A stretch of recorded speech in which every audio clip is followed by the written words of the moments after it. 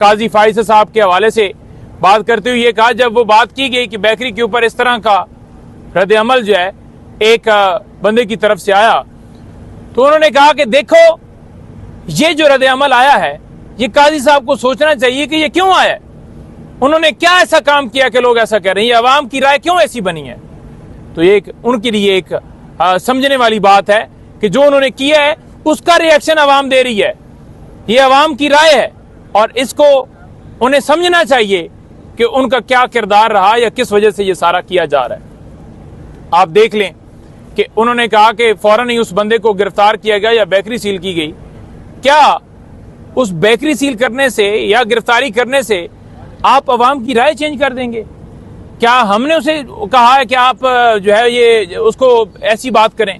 क्योंकि जब आप जुल्म के साथ खड़े होंगे तो लोग बात करेंगे, लोग जवाब देंगे, लोग पूछेंगे, लोग आपके बारे में राय रखेंगे।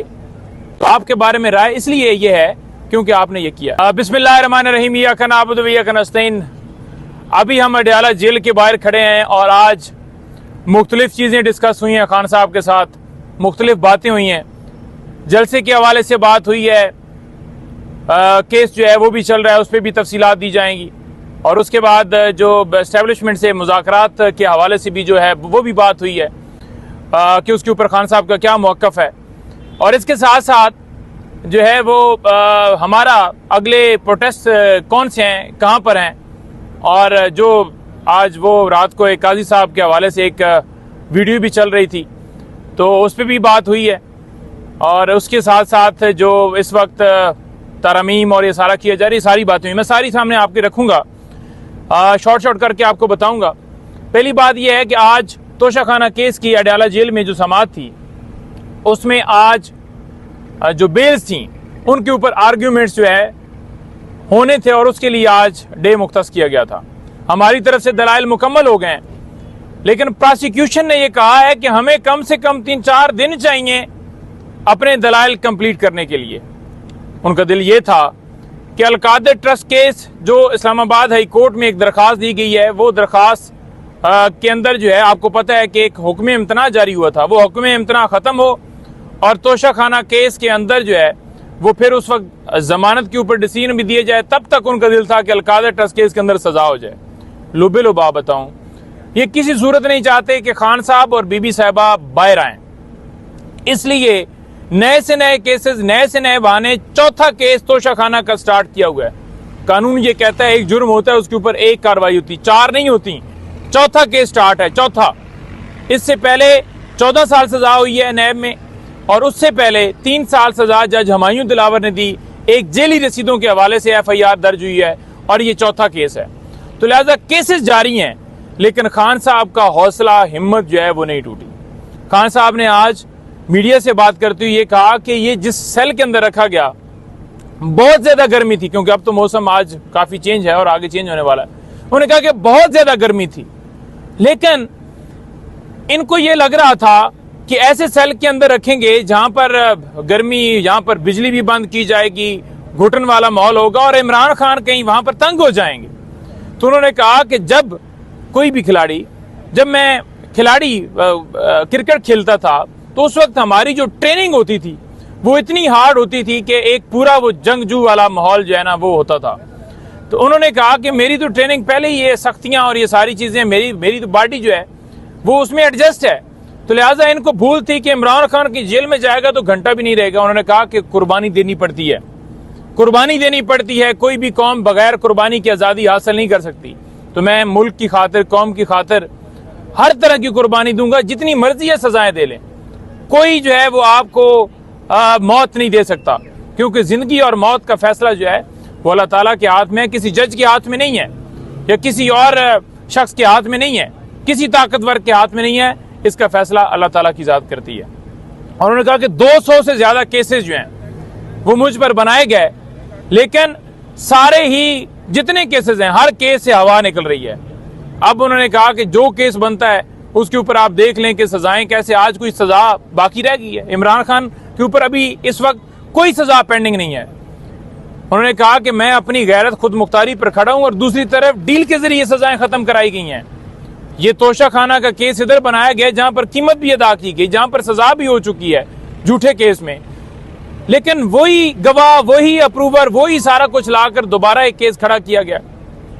तोशाखाना गाड़ियां जो ली नहीं जा सकती तोशाखाना से, जरदारी ने, नवाज शरीफ ने वहां से गाड़ी नियाज खान साहब ने वो भी जिक्र किया, तो उनको क्लीन चिट दे दी गई है।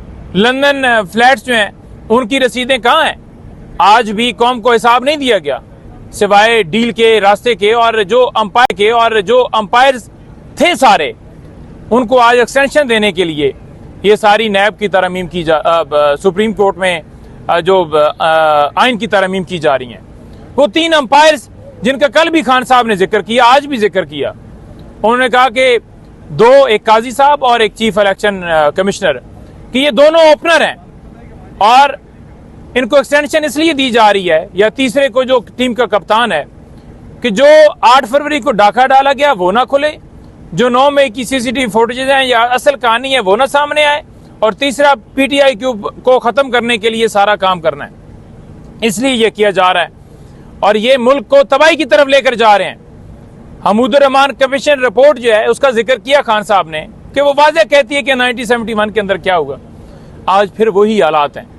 तो उन्होंने कहा कि ताकत की खातिर आप मुल्क को तबाही की तरफ ना लेकर जाएं, मुल्क का सोचें, लेकिन कोई सोच नहीं। उन्होंने कहा कि वो रिपोर्ट हमने नहीं बनाई, वो उस वक्त भी यही था, अवाम का मैंडेट तस्लीम नहीं किया और आज भी यही हो रहा है। साथ उन्होंने काजी फाइज़ साहब के हवाले से बात करते हुए ये कहा, जब वो बात की गई कि बेकरी के ऊपर इस तरह का रद्द अमल जो है एक बंदे की तरफ से आया, तो उन्होंने कहा कि देखो ये जो रद्द अमल आया है ये काजी साहब को सोचना चाहिए कि ये क्यों आया, उन्होंने क्या ऐसा काम किया कि लोग ऐसा कह रहे हैं, ये अवाम की राय क्यों ऐसी बनी है।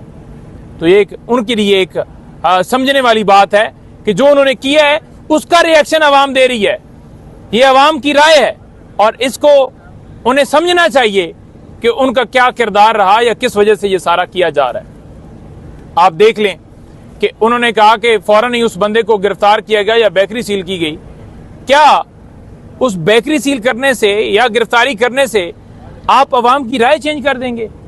क्या हमने उसे कहा है कि आप जो है ये उसको ऐसी बात करें?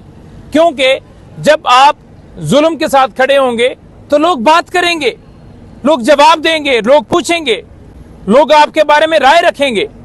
तो आपके बारे में राय इसलिए ये है क्योंकि आपने ये किया।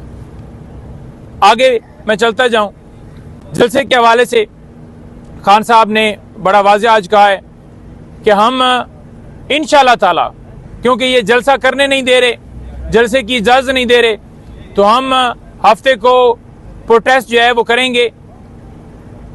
लियाकत बाग का खान साहब ने कहा है कि मैं पूरी कौम से कहना चाहता हूं कि हकीकी आज़ादी के लिए इस वक्त ये मुल्क की बका की जंग है। अगर मुल्क को आज़ाद कराना है तो आपको घरों से निकलना है। और तमाम लोगों को कहा है, पूरी कौम को खान साहब ने कहा, चाहे वो ओवरसीज पाकिस्तानी हो, जितने हो, हर एक के लिए ये मैसेज है कि आप हर सूरत लियाकत बाग आप पहुंचें।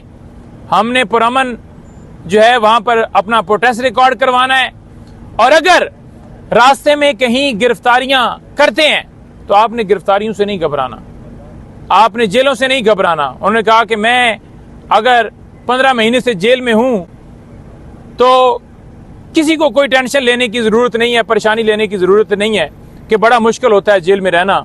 जब आपके पीछे आपके ज़हन में मकसद होता है तो फिर ये जेलें आपको डरा नहीं सकती। तो आपने घबराना नहीं है, डरना नहीं है और आपने आना है। तो मैं सबको कहना चाहता हूं कि अगर रास्ते में कंटेनर रुकावटें डालते हैं तो आप वो रुकावटें हटाकर उस जलसा का पहुंचे, क्योंकि ये आइन आपको हक देता है पुरअमन एहतजाज जलसा रैली करने का। और ये इस वजह से इजाज़त नहीं देते क्योंकि जो इन्होंने किया है, ये मैंने पहले आपके सामने रखा था 8 फरवरी 9 मई और सारा क्रैकडाउन, कि वो सारी चीज़ें खुले नहीं। फिर मैं आपके सामने ये रखना चाहूँगा कि खान साहब ने कल यानी जुम्मे के रोज़ ये कहा है कि लॉयर्स जितने हैं वो सुप्रीम कोर्ट के सामने इंशाअल्लाह ताला जो है वो प्रोटेस्ट करेंगे, अदलिया की आज़ादी के लिए करेंगे। और दूसरा हफ्ते को यहाँ पर है और इतवार को हमारा प्रोटेस्ट है वो कराची में हो रहा है। खान साहब ने बड़ा वाज़ेह आज कहा है कि हमारी जो प्रोटेस्ट हैं, जो हमारी मूवमेंट है, वो अब इंशाअल्लाह ताला उसमें हमने तेजी करनी है। और ये सिलसिला जो है आप देखेंगे कि अगले हफ्ते भी इसमें तूल आएगा, बढ़ेगा, और इसको हमने बढ़ाना है। अभी पॉलिटिकल लोग जो हैं वो गए हुए हैं, 6 लोग वहां पर मिलने के लिए गेट पर खड़े हैं, 2 बजे का टाइम होता है। और खान साहब ने कहा कि 1 महीने से मेरी मुलाकात की इजाजत नहीं दी, 1 महीने से वो नहीं मिल पा रहे। एस्टेब्लिशमेंट के हवाले से एक दोस्त ने सवाल किया, एक साफी ने किया, क्योंकि थोड़ी देर में वो चल जाएगा कि आपके तर्जुमान साहब ने ये बात की है और आप की राय और उनकी राय और है।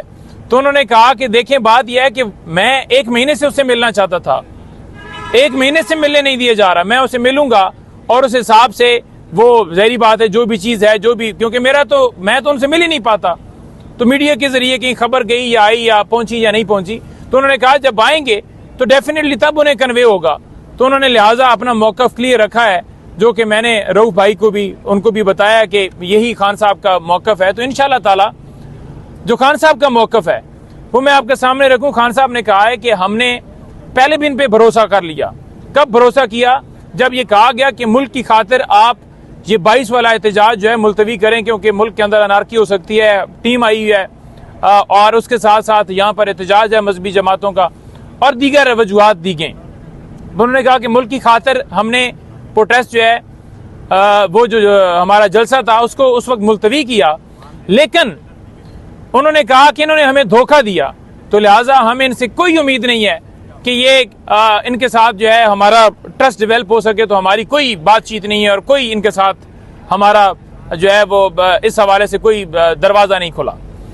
तो लिहाजा ये चीज़ भी खान साहब ने जो बात की इस सेंस के अंदर उस वक्त भी की थी, क्योंकि खान साहब ने समझा कि हम बात करेंगे और आइन और कानून के अंदर रह के करेंगे, और करेंगे इसलिए कि मुल्क के अंदर कानून और आइन के मुताबिक मुल्क चले, तमाम इदारे अपनी जुरिस्डिक्शन के अंदर, यानी कि बात के अंदर भी मकसद यही था कि तमाम इदारे जुरिस्डिक्शन में रहें। इसके अलावा तो कोई नहीं ऐसी बात थी कि इमरान खान ने कहा कि मैं डील करके बाहर भागना चाहता हूँ, जो एक प्रोपेगेंडा किया गया जी देखें एस्टेब्लिशमेंट से ही बात करना चाहते। तो ये खान साहब का मौक़िफ़ है। आखिर में मैं ये कहना चाहूँगा कि खान साहब को आज बुक्स ले जाने के ऊपर भी पाबंदी लगाई गई है। आज हमने उनसे ये कहा कि किताबें जो हैं वो, क्योंकि खान साहब ने कहा कि 21 घंटे जो हैं वो किताबें ही पढ़नी होती हैं और तो कोई एक्टिविटी नहीं होती, तो वो नहीं चाहते कि खान साहब का टाइम पढ़ने में मसरूफ रहे, बल्कि वो चाहते हैं कि मेंटली तौर पर उन्हें टॉर्चर किया जाए।